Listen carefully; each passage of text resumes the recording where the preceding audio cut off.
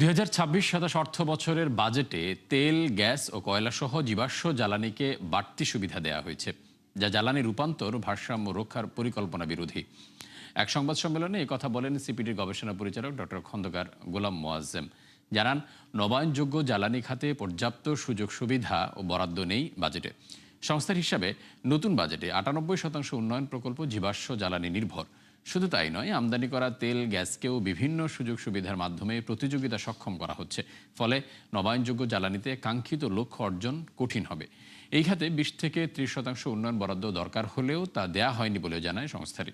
প্রস্তাবিত বাজেটে বিদ্যুৎ ও জ্বালানি খাতের বরাদ্দ ১৭,৩৪৫ কোটি টাকা।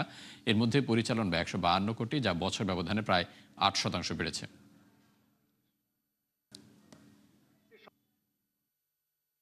জ্বালানিকে বাড়তি সুবিধা দেওয়া, এলএনজি কে সুবিধা দেওয়া, কয়লাকে সুবিধা দেওয়া, তেলকে সুবিধা দেওয়া, এই জায়গাগুলোকে কমানোর জন্য অনুরোধ করছি।